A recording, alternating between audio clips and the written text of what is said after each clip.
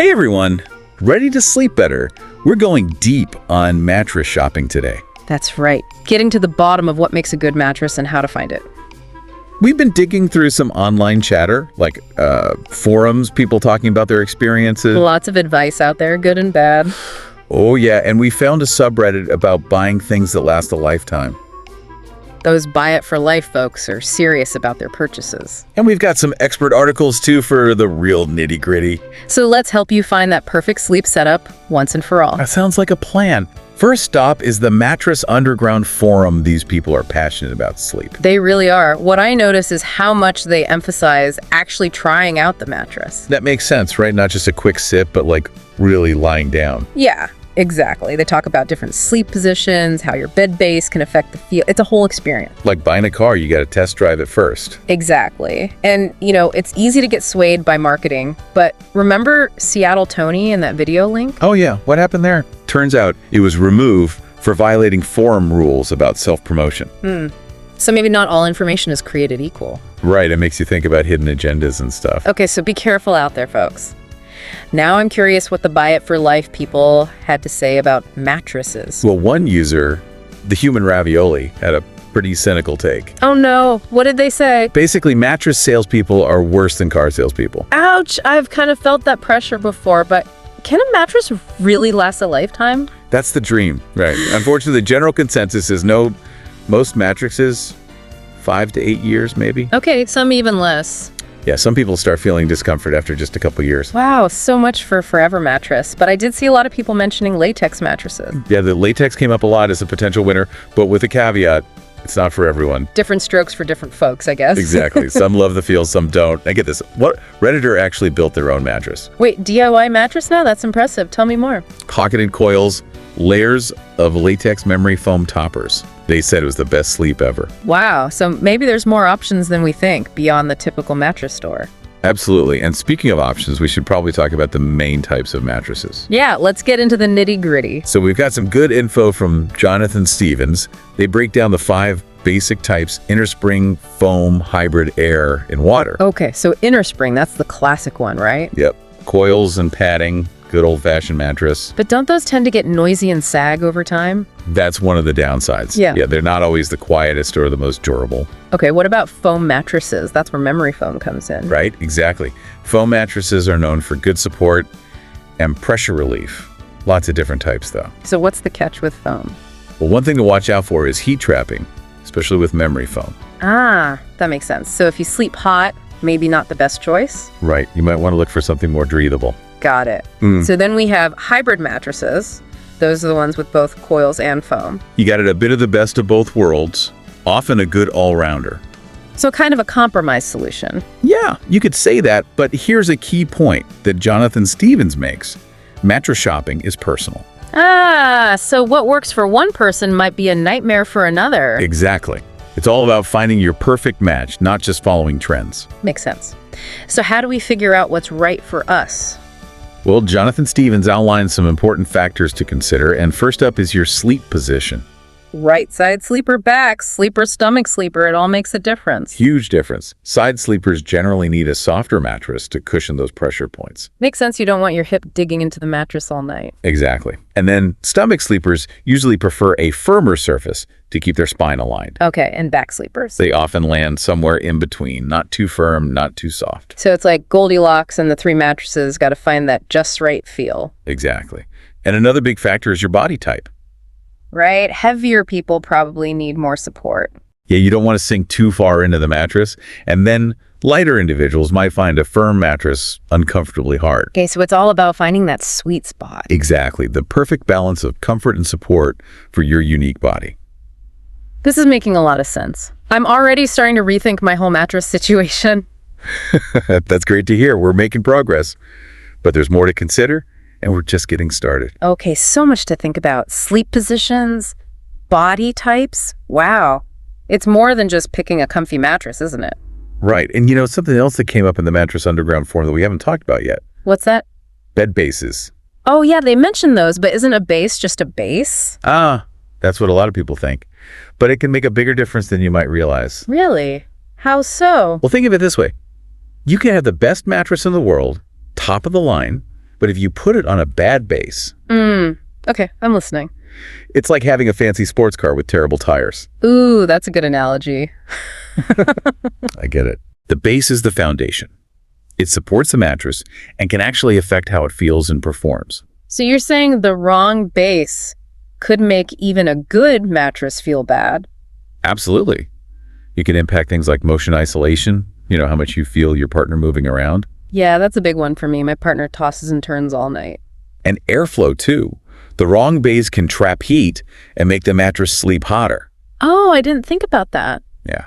And it can even make a new mattress feel saggy or lumpy over time. Wow, okay. I'm convinced the base is important, but what kind of base should I be looking for? Well, there are a few different types. The most common ones are platform beds, box springs, and adjustable bases. Platform beds, those are just like a solid flat surface, right? Yeah, basically a big sturdy board, good for a lot of mattresses. Okay, what about box springs? Aren't those kind of old school? They are more traditional. Yeah, they could provide some bounce, but they're not always the big choice for modern mattresses. especially those with the fancy foams and stuff. Right, and then you've got the adjustable bases. Those are pretty popular these days. Yeah, I've seen ads for them, but are those just for people with back problems or something? They can be great for back pain because you can elevate your head or feet, but they're not just for that. Oh, really? What else are they good for? Well, you can use them to read or watch TV in bed more comfortably.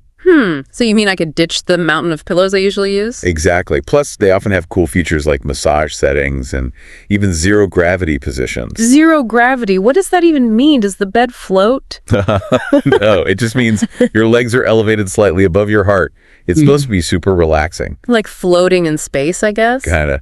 Yeah. And, speaking of trying different things, remember that Redditor who built their own mattress? Oh, yeah, the DIY mattress guru. That's pretty inspiring. It really shows that there's more to mattresses than just what you see in stores. Yeah, you can really customize your sleep experience if you're willing to put in the effort. Right. And even if you don't go full DIY, there's a valuable lesson there. Don't be afraid to get curious about the different components of a mattress. Like the pocketed coils and different types of foam we talked about. Exactly. The more you understand the materials and how they work together, the better equipped you'll be to choose the right mattress. So knowledge is power when it comes to mattress shopping. Absolutely. And speaking of knowledge, Jonathan Stevens has a whole section on busting common mattress myths. Oh, yeah. Let's debunk some myths. I'm ready. All right, first up, the big one. Mattresses are expensive.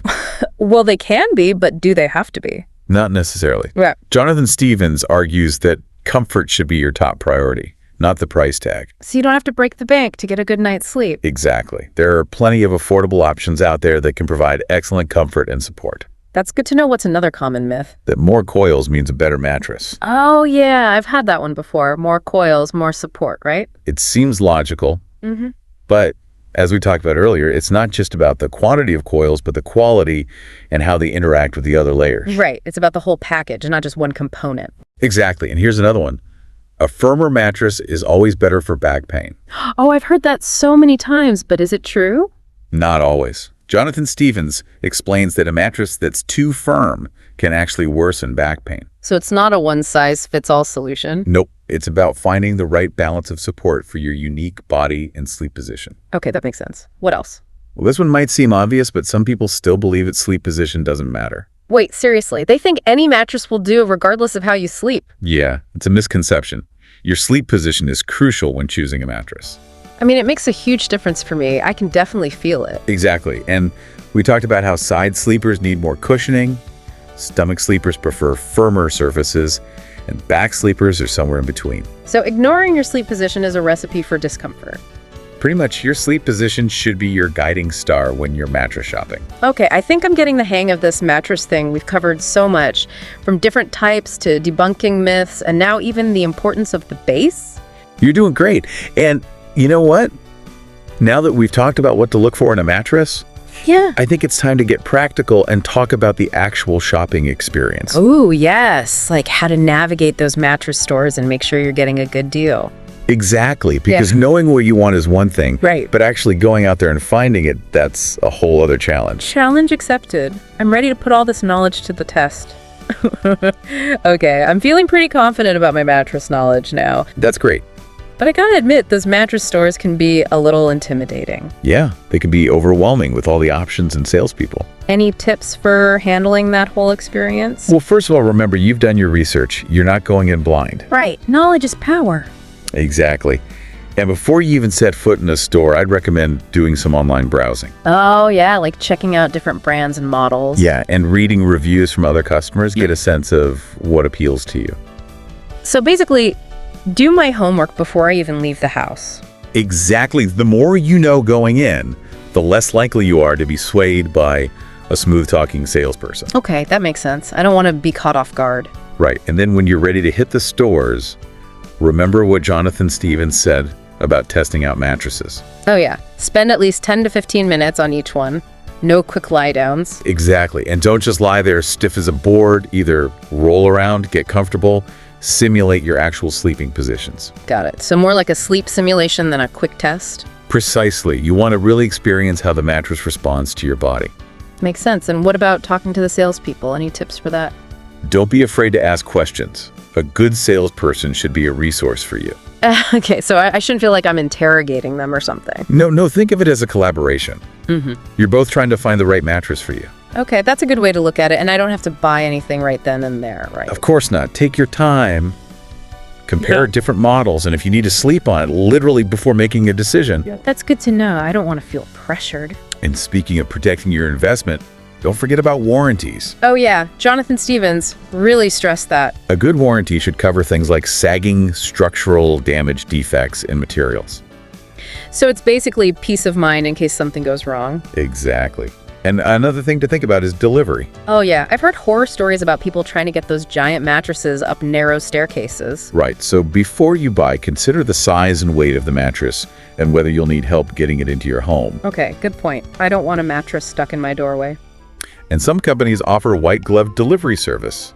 They'll set it up for you and even take away your old mattress. Wow, that's awesome. Like a mattress butler. It can be worth it, especially if you have mobility issues or tricky access to your bedroom. Okay, I'll definitely keep that in mind. So we've covered a lot of ground today.